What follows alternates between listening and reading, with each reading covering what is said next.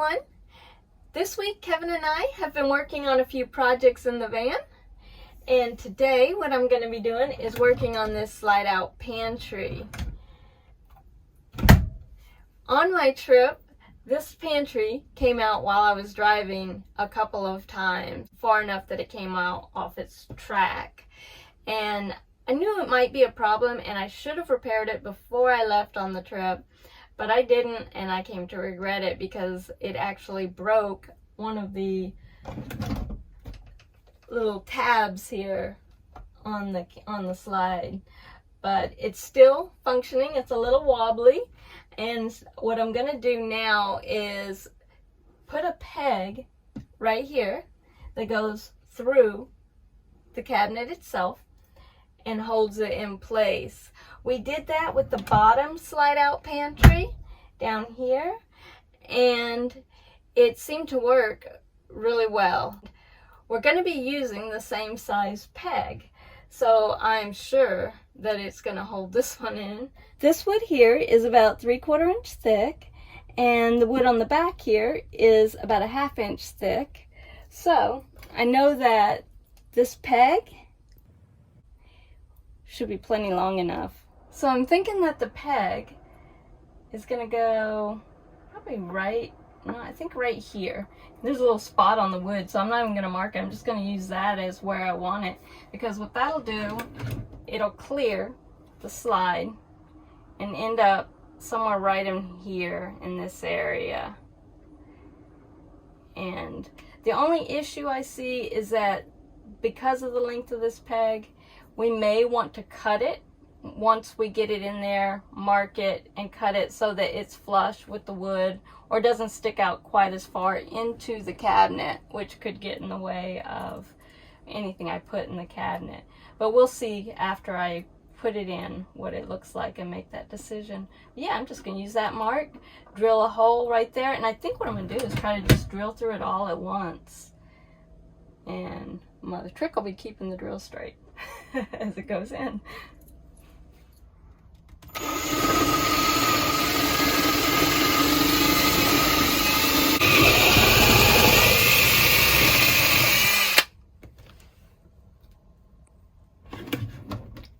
Ooh. All right, it's done now. Let's see how it looks with the pen.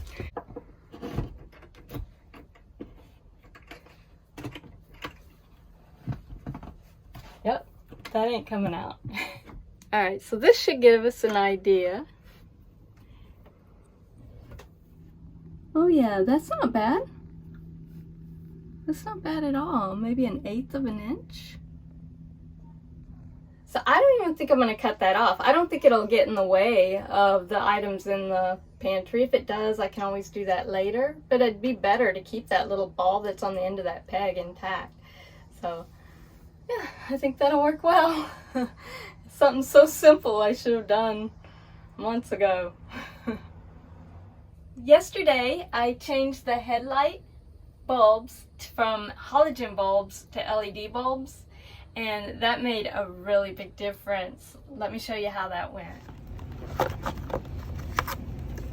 So we're going to do this in the rain because I started this project and I want to finish, and it started raining. We're changing the headlights out. The headlights before are the halogen bulbs, and we already did the one side. And this is what those look like. And we're going to change them to LED bulbs, and that's what these look like. The trickiest part is just getting your hands in there to get to it. I have a little easier time than Kevin. Kevin was really struggling to get his hands in there. I was able to get my hands in a lot easier. But I'm going to try to show you where you go in to get the bulbs out and replace them. So basically I'm showing you how to change a light bulb.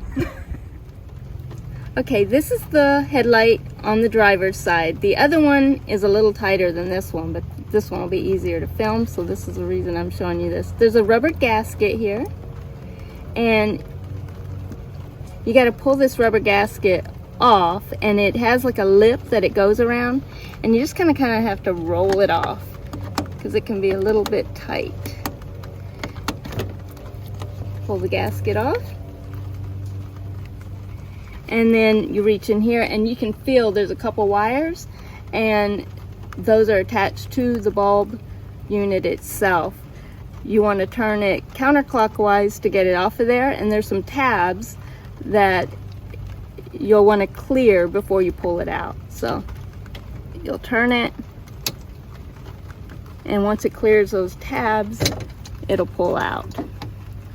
Try not to touch the bulb because these lights are still good. I want to hang on to them, and if I touch the bulb, it could cause them to, the oils from the skin could cause them to burn out. So I'm trying not to touch the bulb. And then there's this little tab here.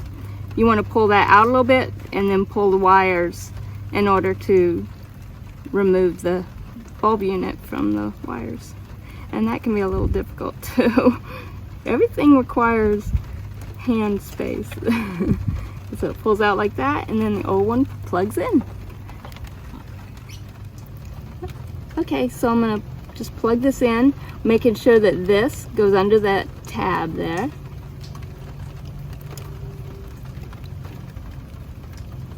And it requires a little bit of strength.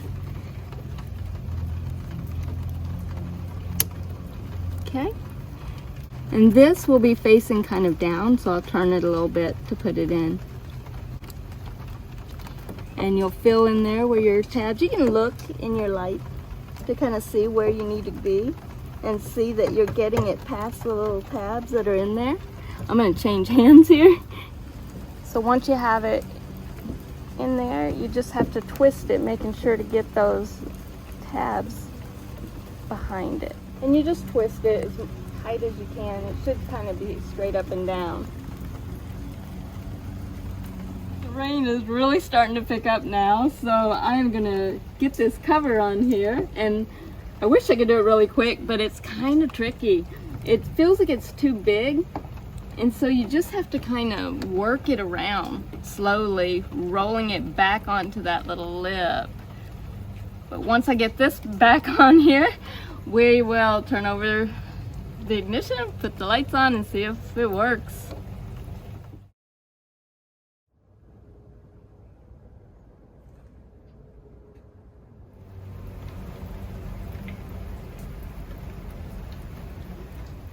So that makes a big difference. As you saw, the one where we had replaced just this side and not this side, you could definitely see there was a huge difference. When I was driving before, it felt like I could only see a little ways in front of me. And actually, when there was somebody in front of me that had the LED lights on their vehicle, I could see better just using their lights than my own. So this should help. Hopefully we can take it out later this evening or very soon and test them. All right, we're taking it for a test drive. And oh man, this road's so lit up, it may not help much, but we'll get on some darker roads here in a minute.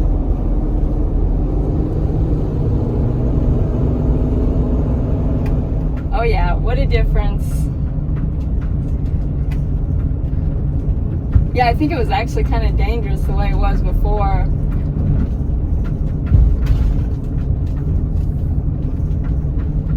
This is much better.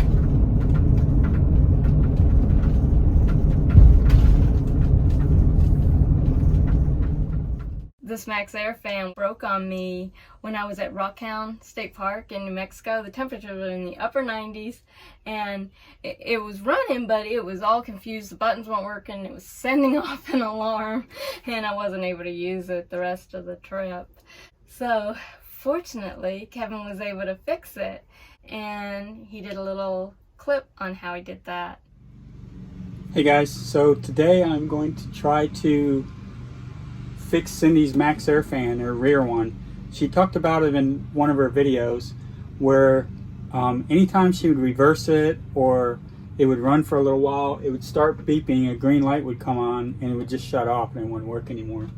Only way to get it to work was to pull the fuse out, let it sit for a little bit, put the fuse back in, and then turn it back on, and it would start acting up again after a little while. So what we're thinking it is, or what we're hoping it is the circuit board that goes into the MaxxAir fan. And you can buy these. This was $80. I got it offline plus shipping. So we're going to replace this and see if that helps. Hopefully that'll fix it.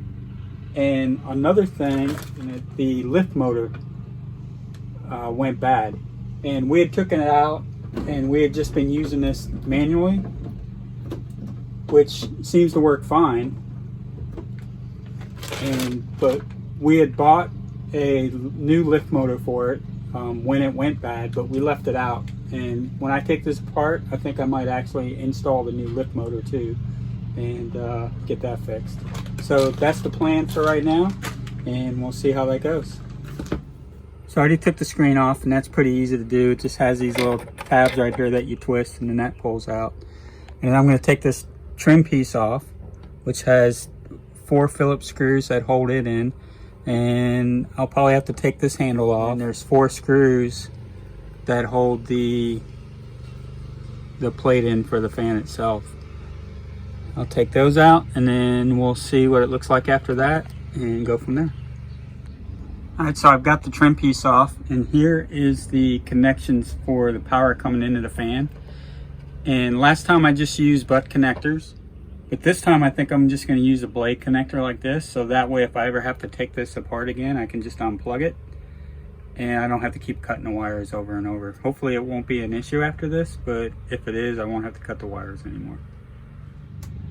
So before I take this completely apart, I'm just looking to make sure these are the power wires. I'm making sure everything matches on this circuit board to the one that I bought. So these are the power wires. This is going to the lift motor, and then this connection up here is what connects to the fan motor. And then if I look at the new circuit board that I bought, it does look a little bit different. This would be the connection going to the fan motor. This would be going to the lift motor, and these are the power wires. This right here must be, this one here must be for like the auto sensor or something. I see it running down through here, and then they got it siliconed or something into that right there. So we'll have to take that out and then try to do the same thing with that. And now that I look at it closer, it actually looks exactly the same as the one I'm pulling out. So I think we're good with that, and we're going to go ahead and start replacing it. And I do have this fan on its own fuse, as well as the front fan is on its own fuse going into the distribution panel. And I have the fuse out for this fan, so there's no power coming into these lines right now, so there shouldn't be any issue with shorting anything out. So I guess one thing to note on this is black is positive. They have it marked pretty well. Just something to note, I guess. This is the plug for the buttons on the opposite side, and that just plugs into this right here. So this can pretty much only go one way, so it's going to go in just like that, and then these plugs will line up into there. You want to make sure you don't bend them or harm them in any way.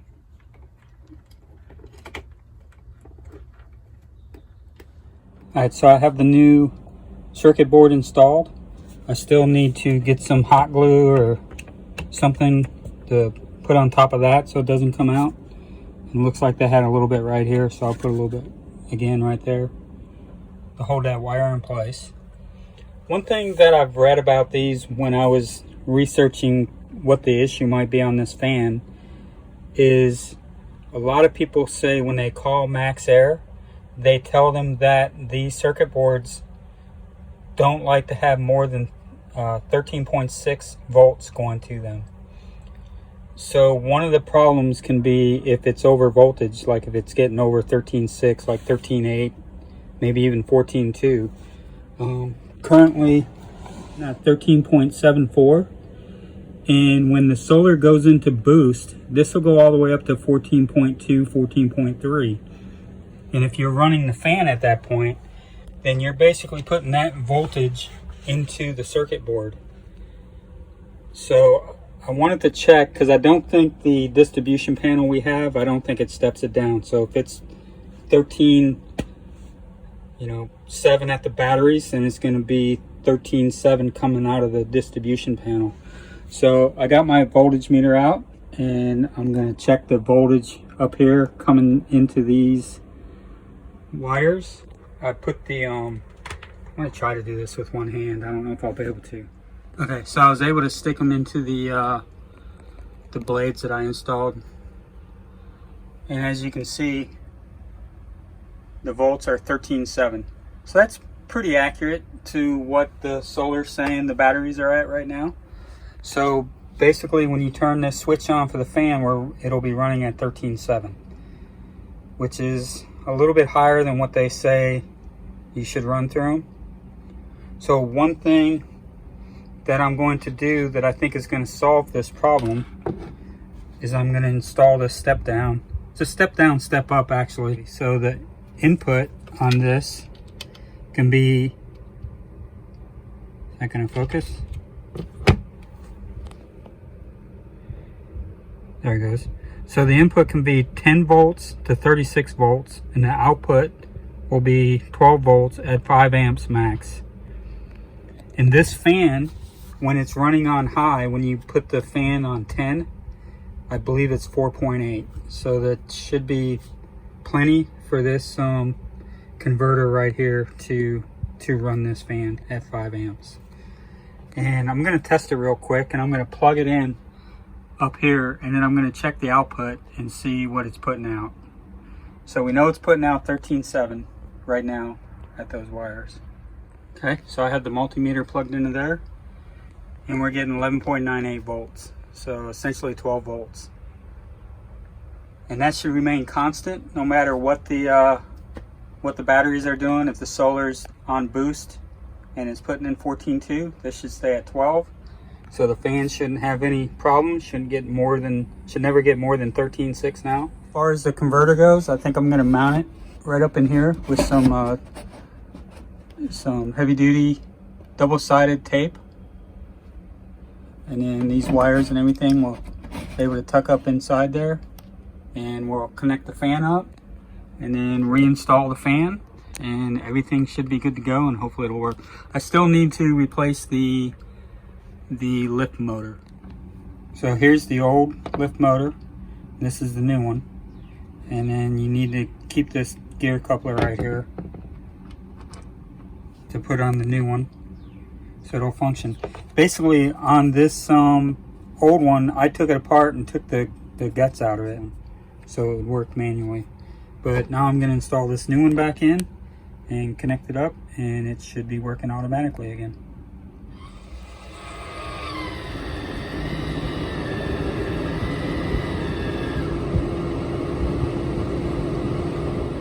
Alright, so that's it for this repair. You can see I got the fan back up in place. It's running, you can probably hear it. And go ahead and shut it off. You can hear the lift motor is closing the vent. Then we'll turn it back on.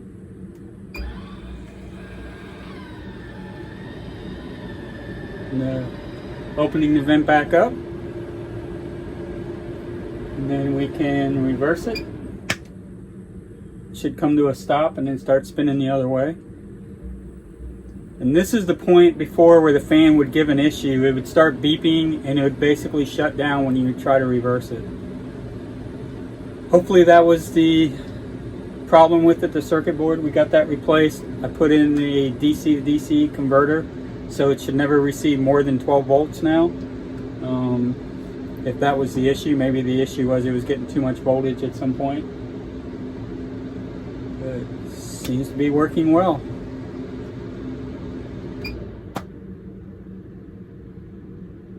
We like to have this one blow in, so I'm going to reverse it back to the direction. Yeah, seems to be working good. So I'm so happy he was able to fix that. So we had even more things break on the trip. The biggest and most expensive, would have been most expensive, was this fridge, the Dometic Fridge. Fortunately, Kevin was able to fix it also. Man, I'm so glad he's handy. But yeah, he was able to fix it, and that video will be next week.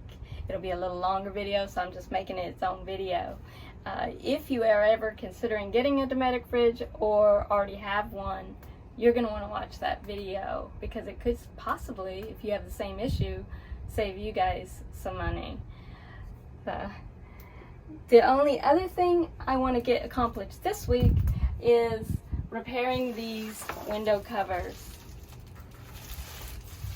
So this is my window covers, and as you can see here, I just have these little knots going around the magnet that is in between the fabric here.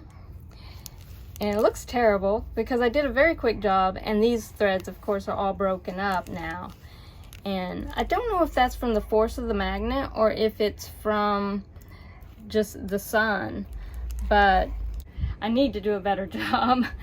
So what I'm gonna do is take these stitches out, get all the magnets back where they're supposed to be, and put some better stitching.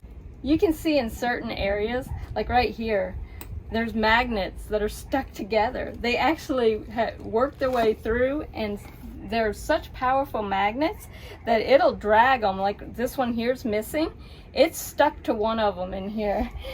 They're good magnets, but you definitely need strong thread to keep them in place. So I'm going to be working on that probably in a couple days, or maybe I'll work on it later this afternoon. But yeah, I definitely want to get that done. So I hope you found this video helpful. I have more projects that I'm going to have to get done before I head out on my next big trip, but just a little at a time. Until then, I will see you next week. Bye.